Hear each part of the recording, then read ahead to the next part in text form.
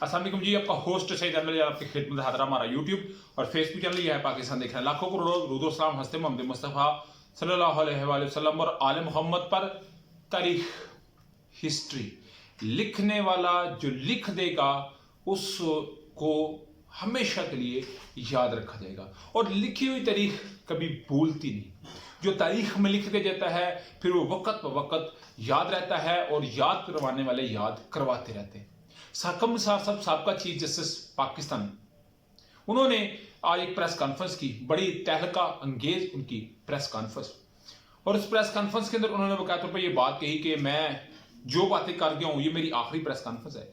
इसके बाद मैं मरने के बाद मेरी किताब आएगी, मेरी वफात के बाद एक किताब आएगी, उसका ड्राफ्ट सियाको सबक सब कुछ तैयार है और बड़े बड़े राजों से पर्दा उठेगा। और ये जो साकम निसार साहब है, एक तो चीफ जस्टिस ऑफ पाकिस्तान है ही, बल्कि किसी वक्त में सेक्रेटरी लॉ भी रह चुके हैं, सेक्रेटरी कानून भी रह चुके हैं नवाज शरीफ के दौर के अंदर। तो आज जी उन्होंने कुछ बातें की, मगर इससे पहले मैं आपको बताना चाहता हूं उनका जो बातें हैं उसको लेके ना मुस्लिम नून की खास तौर पे जो सोशल मीडिया टीमिंग है वो इसका बड़ा प्रचार कर रही थी। मोमना वहीद की बात कर लीजिए, बहुत सारों की बात कर लीजिए, इवन कंटेंट को डिस्कस किया जा रहा था जो उस ऑडियो के अंदर आ सकता है। यानी कि वो क्या जा रहा है कि साकम निसार साहब की एक ऑडियो लीक हुई, जिस ऑडियो लीक के अंदर ये आएगा कि वो कुछ जजिस को, हाजिर सर्विस जजिस को बात करते या इंस्ट्रक्शन देते नजर आ रहे हैं, कुछ इंडिकेट करते या कुछ डिक्टेट करते नजर आ रहे हैं। तो इस सारे मामले के ऊपर आज उन्होंने जो प्रेस कॉन्फ्रेंस की उसमें उन्होंने बकायदा तौर पर यह बात की है। साकम निसार साहब उन्होंने कहा जी कि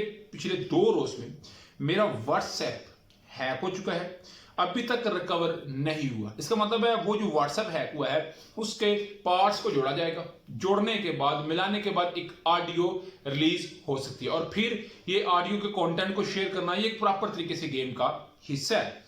हत्या है मेरे मोबाइल से डाटा को किसी खास मकसद के लिए इस्तेमाल किया जा सकता है और मेरा डाटा चुराने वालों को शर्मिंदगी होगी, इसके अलावा उन्हें कुछ नहीं मिलेगा जो हैक कर रहे हैं।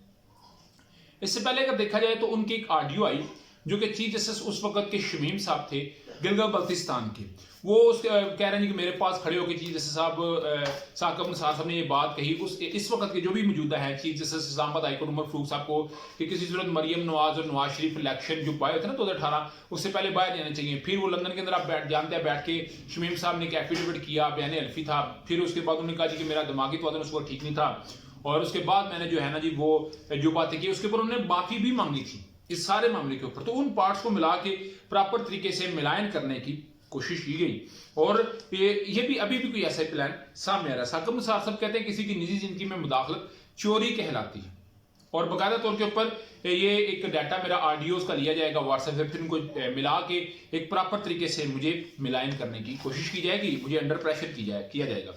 उसके अलावा वो कहते हैं जी आजकल अदालती फैसलों पे वो लोग बात कर रहे हैं, ये उन्होंने बड़ी खुल की बातें की हैं, बड़े तहलका अंगेज बातें की हैं। उन्होंने कहा जी आजकल अदालती फैसलों पे वो लोग बात कर रहे हैं जिन्हें कानून की जेर जबर का नहीं पता। वो मरियम नवाज साहब भी हो सकती हैं, वो तारा भी हो सकते हैं, वो और बड़े सारे लोग हो सकते हैं, जो ये लतीफ साहब हो सकते हैं, ऐसे लोग भी हो सकते हैं जो वाकई ही जिनको अलीफ का जो है ना वो बेरा पता हो मगर वो बात करते नजर आ रहे हैं। उसके अलावा साकम निसार साहब कहते हैं आज अदालतों पर हमलावर वो है जो हमेशा अदालतों के पसंदीदा थे, यानी कि वो डायरेक्ट नवाज शरीफ साहब को मुखातब कर रहे हैं, नाम ही ले रहे हैं। एक मुकदमे के अलावा तमाम अदालतों से रिलीफ मिला। वो कहते हैं 1994 से लेकर अभी तक जो साकम साहब की जिंदगी का सफर है मैं उस बुक के अंदर लिखूंगा जो मेरे वफात के बाद आएगी। वो कहते हैं नवाज शरीफ साहब कहते थे कि ये मेरा, हालांकि कहते हैं मैं चीफ जस्टिस बनाने था, नवाज शरीफ साहब कहते थे कि ये मेरा चीफ जस्टिस है, ये मेरा चीफ जस्टिस है, ये मेरा चीफ जस्टिस। कहते हैं मैंने पनामा से अपने को दूर किया और नाहली के केस में मैंने ओपन कहा कि कोई है तो उसका मुतबादल लाएं, मगर नहीं था। कहते हैं मैं क्या करता, वो आयन और कानून की रूह से थी।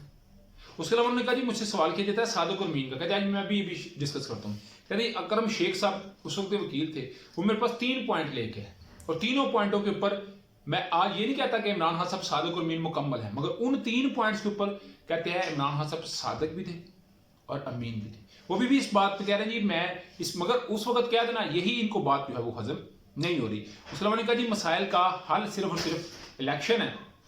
2018 में भी रुकावट डाली गई मगर हमने इसको दूर कर दिया। ये सेक्रेटरी कानून बात कर रहे हैं, सेक्रेटरी लॉ बात कर रहे हैं और सबका चीफ जस्टिस पाकिस्तान साकम निसार साहब बात कर रहे हैं। उसके अलावा जी उमर अता बंदयाल साहब का सवाल किया गया तो उन्होंने कहा जी कि उमर अता बंदयाल साहब एक सूफी आदमी है, अल्लाह ताला के बहुत नजदीक है, यानी कि उनकी एक लाइन बड़ी अलग सी है। तो ये सारी जो है वो बातें साकम निसार साहब की। अभी तो जब उनकी बुक आएगी तो फिर ही देखा जाएगा, मगर उनका इंटरव्यू, आखिरी इंटरव्यू, तो बड़ा कुछ वो क्लियर कर गया और बहुत सारी बातें अपने साथ ही वो ले गया। उसके अलावा जी कुछ अदालतों का भी अहवाल बता दीजिए। सखर में एडिशनल सेशन जज ने फौज और जो अदालतों के मुतालिक बात करने पर मरीम नवाज साहब को तलब किया था।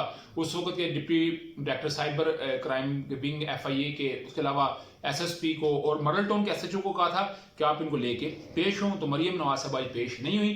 क्या उनके भी नाकाबिल जमानत वारंट गिरफ्तारी जारी हो सकते हैं या नहीं, ये हर एक को इंतजार रहेगा। उसके अलावा जी लाहौर हाई कोर्ट में जस्टिस शुजात अली साहब को भी दरखास्त दे दी गई है कि जी मरीम नवाज साहबा ने बड़े अदारों के ऊपर हमला किया तो इसके ऊपर भी समाअत होनी चाहिए। तो जस्टिस शुजात अली ने फुल कोर्ट बेंच की इस्तदा कर दी है chief justice Lahore high court को, तो उसमें भी एक बड़ा ब्रेक थ्रू हो सकता है। उसके अलावा जी राना सनाउल्लाह साहब ने भी लाहौर हाई कोर्ट से रजू कर दिया है। अभी लाहौर हाई कोर्ट से उन्होंने रजू इसलिए किया कि गुजरांवाला में चीफ सेक्रेटरी को कुछ गालियां देने का मामला था, कुछ बुरा भला कहने का मामला था, तो इनके नाकाबिल जमानत वारंट गिरफ्तारी दहशतगर्दी की अदालत से हो चुके हुए थे। तो अभी उन्होंने लाहौर हाई कोर्ट से इस्तदा किया। क्या इसमें बड़ा हो सकता है, ये एक बड़ा सवालिया निशान है। उसके अलावा ये नवाज शरीफ साहब को आप ध्यान दें, कल सारा दिन एक सिस्टम चलता रहे कि खान साहब को गिरफ्तार करना है। एडिशनल सेशन जज इस्लामाबाद में जफर इकबाल साहब ने वारंट गिरफ्तारी, नाकाबिल जमानत वारंट गिरफ्तारी जारी किए, तो इसको आज ही दरखास्त की गई थी कि थोड़ा सा रहम किया जाए। तो आज अदालत ने महफूज फैसला एडिशनल सेशन जज जफर इकबाल साहब ने सुना के ये कह दिया है कि इमरान खान साहब की जो नाकाबिल जमानत वारंट गिरफ्तारी की दरखास्त है मैं खारिज करता हूँ। उनके नाकाबिल जमानत वारंट गिरफ्तारी अभी तक भी चल रहे हैं, उनको गिरफ्तार करना ही करना। तो ये बड़ा ब्रेक थ्रू आज रात को हो सकता है। आप क्या समझते हैं, लाजमी करने से शेयर कीजिए। आप वीडियो पसंद है तो चैनल को लाइक सब्सक्राइब अपने दोस्तों शेयर कर लीजिए। नेक्स्ट तक के लिए होस्ट को जल्दी अल्लाह का आमीन। अस्सलाम।